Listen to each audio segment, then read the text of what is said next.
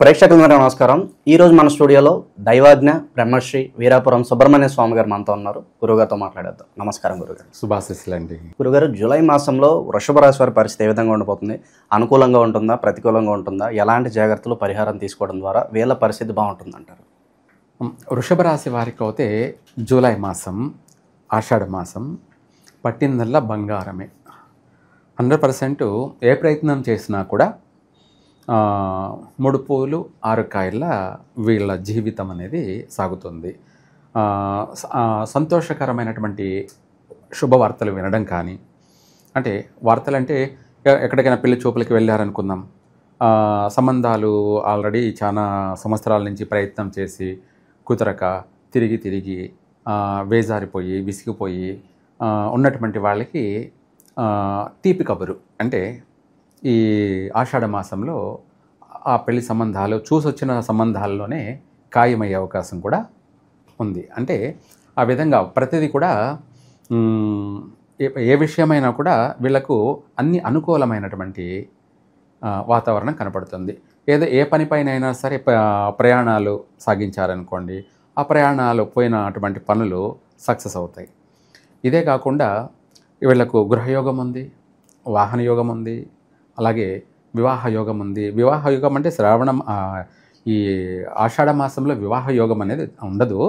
అంటే వివాహం అంటే కళ్యాణం జరగదు, కాకపోతే ఎవరో ఒకరు దొరకడము, సంబంధాలు కుదరడం కానీ, ఖాయం కావడం కానీ, మాట్లాడుకోవడం కానీ, ఇంకా కూడా చెప్పాలంటే మొడం వెళ్ళిపోయిన తర్వాత వీళ్ళు నిశ్చయ తాంబూలాలు పుచ్చుకోవడం కానీ, ఇటువంటి కార్యక్రమాలన్నీ కూడా కొనసాగే అవకాశం ఉంది. ప్రతి విషయంలో కూడా, ప్రతి రంగాల్లో కూడా ఈ వృషభ రాశి వారికి తిరుగులేదు. అన్నింటా విజయమే. ఎవరెవరి స్థాయిని బట్టి, ఎవరెవరి స్తోమతను బట్టి వాళ్ళు అనుకున్న పని ప్రతిదీ కూడా, ప్రయత్నించిన ప్రతి పని కూడా సక్సెస్ అయ్యే అవకాశం ఉంది.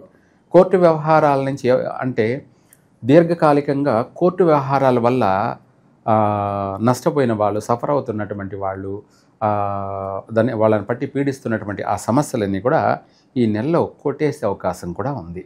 అంటే ఆ కోర్టు వ్యవహారాలన్నీ కూడా సమస్య పోయే అవకాశం ఉంది. ఇంకా చెప్పాలంటే శత్రువులే మిత్రులై వీళ్లకు సహాయ సహకారాలు అందించేంత అనుకూలమైన మాసం. సో కొత్త పరిచయాలు ఏమన్నా వీళ్ళకి జరిగితే కనుక వాళ్ళతో ఎలా ఉండాలి గురుగారు? ఎలా మసులుకోవాలంటారు? వీళ్ళకు నూతన పరిచయాలు కూడా కలిసే వస్తాయి. కాకపోతే ఎవరితో ఏం చేయాలి, ఏది చేయాలి, ఏది చేయకూడదు అన్నది మనం ఇప్పుడు ప్రతి రాశికి కూడా తెలియచేస్తూ వద్దాం. అందులో వృషభ రాశి వాళ్ళకి వచ్చేటప్పటికి ధనుసు రాశి వాళ్ళతో జాగ్రత్తగా ఉండాలి. అంటే వీళ్ళతో కలిసి ఏదన్నా ఫ్రెండ్షిప్ చేయడం కానీ, లేదంటే బిజినెస్ పార్ట్నర్షిప్ చేయడం కానీ, లేదంటే దొరికింది సంబంధం అని చెప్పేసి ధనుసు రాశి వాళ్ళని చేసుకున్నా నష్టపోయే అవకాశమే ఉంది. అంటే ధనుసు రాశి వాళ్ళని చేసుకుంటే వీళ్ళకు జీవితంలో కష్టాలన్నా అధికంగా ఉంటాయి, లేదంటే నష్టపోయే అవకాశం అన్నా అధికంగా ఉంటుంది. ఏకంగా చెప్తే విడిపోయే సమస్యలు కూడా ఉండే అవకాశం ఉంది. ఒక విధంగా కాకుండా అన్ని విధాలా కూడా వృషభ రాశి వాళ్ళు ధనుసు రాశి వాళ్ళతో ఎటువంటి సత్సంబంధాలు పనికిరావు. వీలైనంత వరకు దూరంగా ఉండడం మంచిది. ఎందుకంటే వీళ్ళకు మంచిది, ఎవరికి? వృషభ రాశి వాళ్ళకి మంచిది. తర్వాత వృషభ రాశి వాళ్ళు మార్గశిర మాసం అనగా డిసెంబర్ నెలలో ఎప్పుడైనా సరే, ప్రతి సంవత్సరం కూడా డిసెంబర్ నెలలో ముఖ్యమైన పనులు చేయరాదు. అంటే తెలుగు ప్రకారంగా మార్గశిర మాసంలో వ్యాపారాలు ప్రారంభం చేయడం కానీ, ఏదైనా వాహనాలు కొనడం కానీ, లేదంటే పెళ్ళిళ్ళు చేసుకోవడం కానీ, లేదా నిశ్చయితాంబూలాలు పుచ్చుకోవడం కానీ, ఇవన్నీ కూడా చేయకూడదు. అవి మధ్యలోని అర్ధాంతరంగా ఆగిపోయే సమస్యలు, లేదంటే నష్టపోయేటువంటి సమస్య. ఇంకా చెప్పాలి అంటే మనం ఏదైనా సరే ఒక వ్యాపారం ప్రారంభం చేశాము, మనము అంటే మామూలుగా సాధారణంగా అడుగుతుంటారు వాళ్ళు, ఇంత డీప్గా చెప్పరన్నమాట. ముహూర్తాలు ఉన్నాయి కాబట్టి మార్గశిర మాసంలో కూడా పెడుతుంటారు. అయితే ఆ మార్గశిర మాసము వీళ్ళకు కలిసి వస్తుందా, కలిసి రాదా అంటే కలిసి రాదు. ఆ నెలలో తెలిసి తెలియక, లేదంటే వాళ్ళు అడగకుండా కూడా వాళ్ళే స్వయంగా చేసుకుంటూ ఉంటారు. అలా చేసినట్టు అయితే దానివల్ల భారీ మూల్యం చెల్లించే అవకాశం ఉంది. ఇంకా చెప్పాలి అంటే కొంతమంది ఆ మాసం అనేది అర్థం కాక వ్యాపారం పెట్టాం, ఏదైనా సరే మనకు ఆకులో పెడతావా బోకులో పెడతావా అన్నట్టుగా మనం ఏదైనా వెంటనే మనం వ్యాపారం ప్రారంభం చేయగానే మనకు కలిసి రావాలంటే ఎలా కలిసి వస్తుంది? కష్టే ఫలి, అంటే కష్టపడితే ఫలితం ఉంటుంది. ఓర్పుగా ఓపికగా ఆ వ్యాపారాన్ని మనం చేద్దాము అని వాళ్ళు చేస్తూనే ఉంటారు, కానీ ఫలితం అయితే ఉండదు, కనిపించదు, శూన్యం. అప్పుడు అది నష్టమే కలుగుతుందన్నమాట. అందుకనేసి ఇంపార్టెంట్ పనులు మార్గశిర మాసంలో చేయకూడదు. తర్వాత ఈ వృషభ రాశి వాళ్ళు తిథులు లేకొచ్చేటప్పటికి పంచమి, దశమి, పౌర్ణమి, ఈ పంచమి, దశమి, పౌర్ణమి తిథులు అయితే అద్భుతమైనటువంటి తిరుగులేనటువంటి మంచి తిథులు అన్నమాట, అత్యంత శుభ తిథులు అన్నమాట ఇవి. కానీ వీళ్ళకు మాత్రం ఆపోజిట్ తిథులు. ఎవరికి? వృషభ రాశి వాళ్ళకి ఘాతు తిథులు, అశుభ తిథులు, నెగిటివ్ తిథులు అన్నమాట. అంటే ఇంపార్టెంట్ పనులు ఏవైనా సరే ఈ తిథులలో చేయకూడదు. అంటే మామూలుగా అందరికీ తెలిసిన విషయం ఏంటంటే పంచమి ప్రతి ఒక్కరికి మంచి తిథి, అందరికీ అవగాహన. తర్వాత దశమి అంటే అందరికీ తెలిసిన తిథే, చాలా మంచి తిథి అన్నది A to Z అందరికీ అర్థమయ్యేటువంటి విషయమే. పౌర్ణమి అంటావా, ఇంకా బలమైనటువంటి తిథి, ప్రపంచంలోనే అత్యంత శక్తివంతమైన తిథి ఏదన్నా ఉంది అంటే అది పౌర్ణమి. అలా అందరికీ అవగాహనే, కానీ అది అందరికీ కలిసి వచ్చే తిథులైనా వృషభ రాశి వారికి మాత్రం కలిసి రావు, అష్ట కష్టాలను కలగచేసే తిథులు. కాబట్టి అందుకనేసి ఈ వృషభ రాశి వాళ్ళు ఈ 3 తిథుల్లో ముఖ్యమైన పనులు చేయరాదు, కలిసి రావు. తదుపరి ఇంకా మిగతా విషయాలనేది ఇంకొక రాశిలో చెప్పుకుంటూ వస్తాం. వీళ్ళు ఎవరన్నా విదేశాలు వెళ్ళాలంటే ఈ సమయం సరైనదని గురుగారు? తిరుగులేదు. ఈ జూలై మాసంలో విదేశాలకు వెళ్ళాలనుకున్న వాళ్ళు ఈ నెలలోనే 7వ నెలలో ఆషాఢ మాసంలోనే టికెట్ బుక్ చేసుకొని వాళ్ళు ప్రయాణం బయలుదేరచ్చు. వెళ్ళినా కూడా అక్కడ వీళ్ళు ఈ మాసంలో బయలుదేరి వెళ్ళడం వల్ల అక్కడికి వెళ్ళినా కూడా కలిసే వస్తుంది, నష్టం అయితే ఉండదు, కలిసే వస్తుంది. ఇంకా దానికి తోడుగా మనం సాగించేది ఇందాక చెప్పాను కదా, ప్రతిదీ అందరికీ అవసరమైంది. ఏది?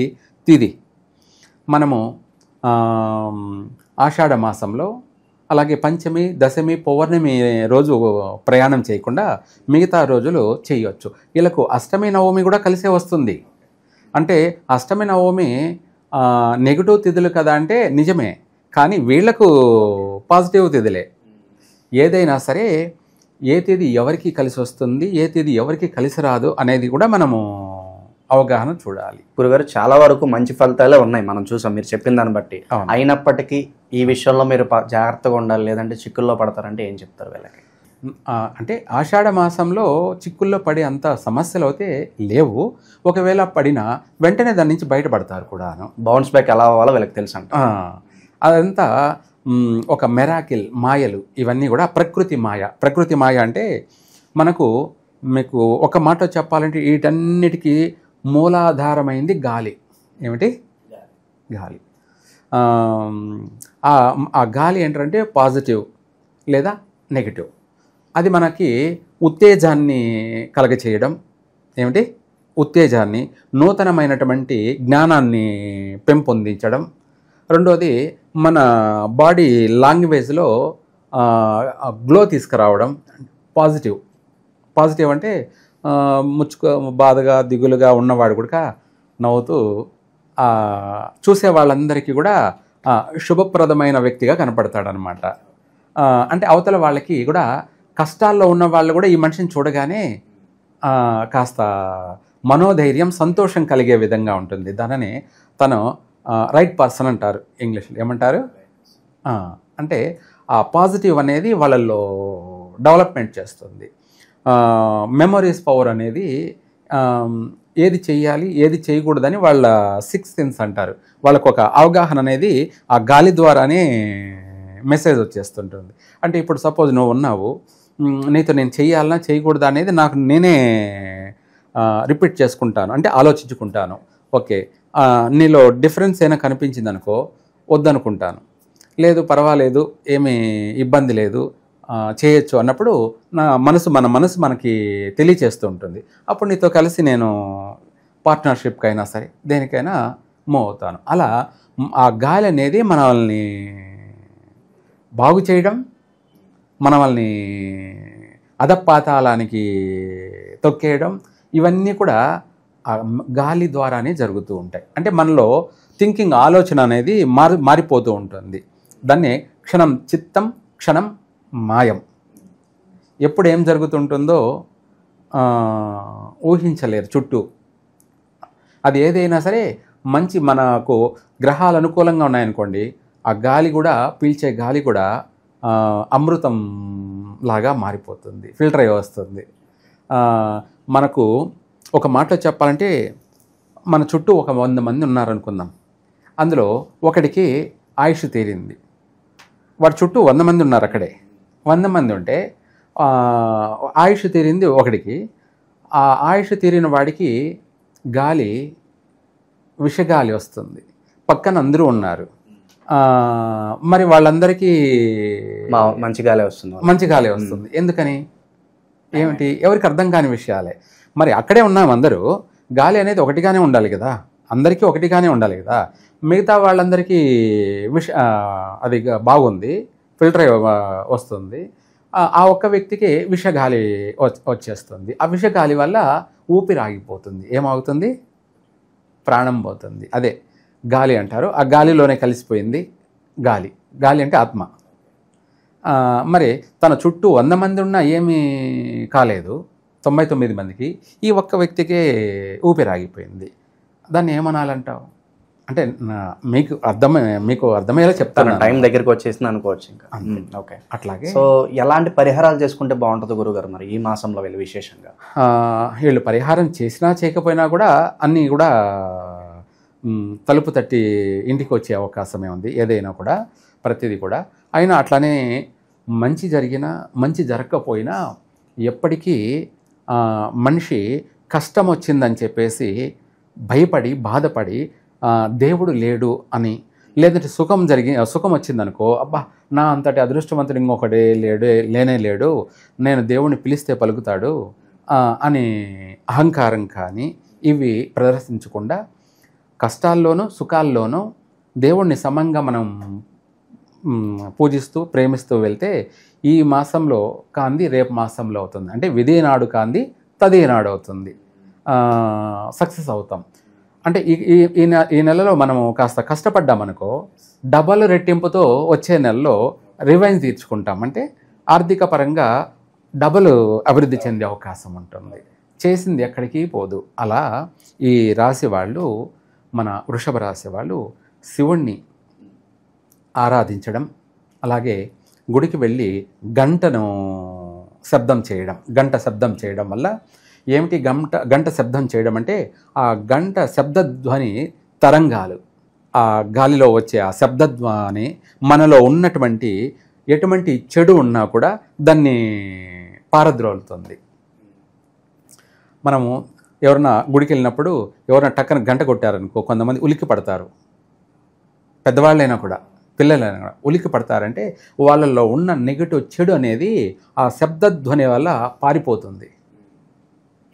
అప్పుడు వీళ్ళకు ఒక చెడు పోయేసి పాజిటివ్ అనేది కలుగుతుంది. అట్లాగా ఈ మాసంలో ఆ గుడికి వెళ్ళి ఆ గంటను వాయించడం వల్ల అందు నుంచి వెలువడే, ఆ కంచు నుంచి వెలువడే శబ్ద తరంగాలు మనలో 10,000 నెగిటివ్నైనా సరే తీసేస్తుంది, పారద్రోలుతుంది.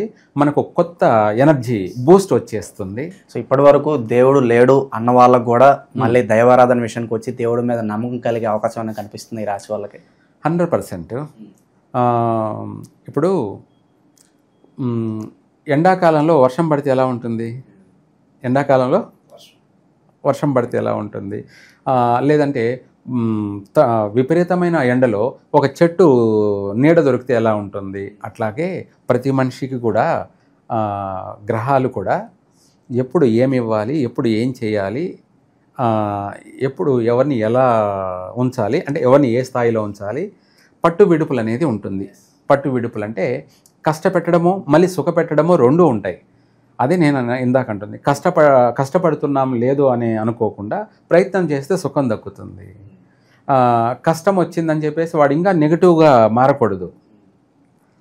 మనము జీవితంలో ఇప్పుడు ఒక సబ్జెక్ట్లో ఫెయిల్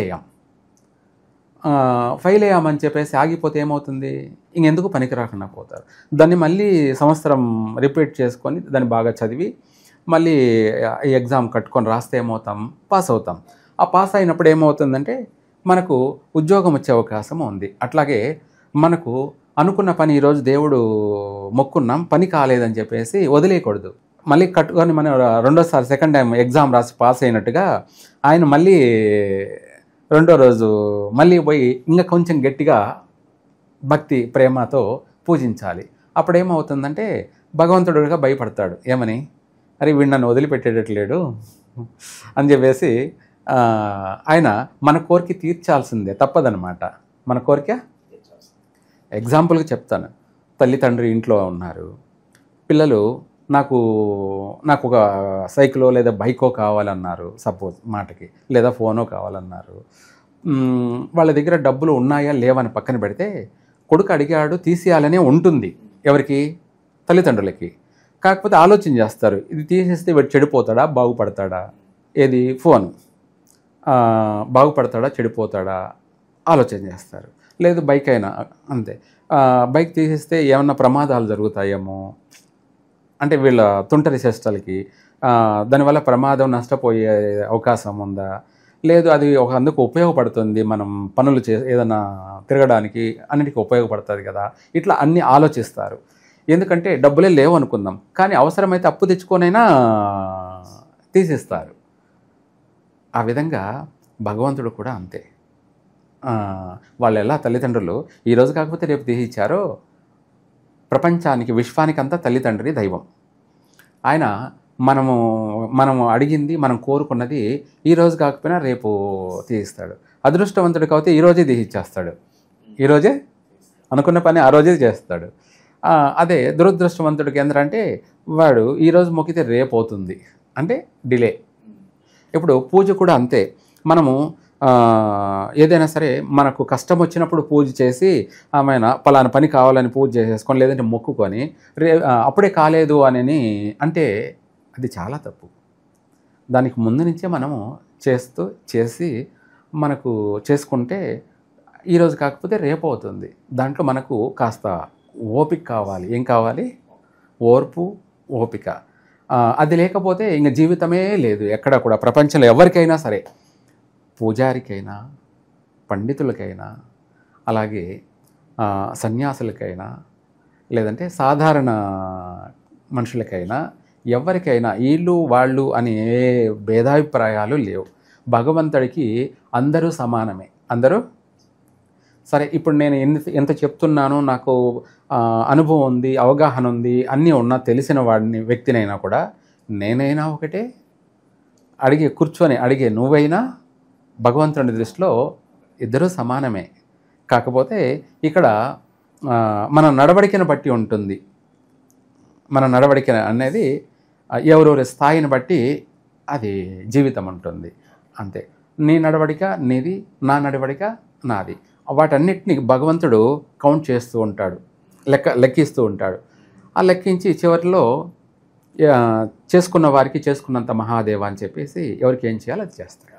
రాశి ఫలితాలతో పాటు దైవం గురించి మంచి ఉపదేశం చేశారు గురుగారు. ఓవరాల్గా జూలై మాసంలో వీళ్ళ పరిస్థితి ఓవరాల్గా ఏ విధంగా ఉండబోతుందో మీ మాటలు అద్భుతంగా వివరించారు. ధన్యవాదాలు గురుగారు. సర్వే జన సుఖినో భవంతు.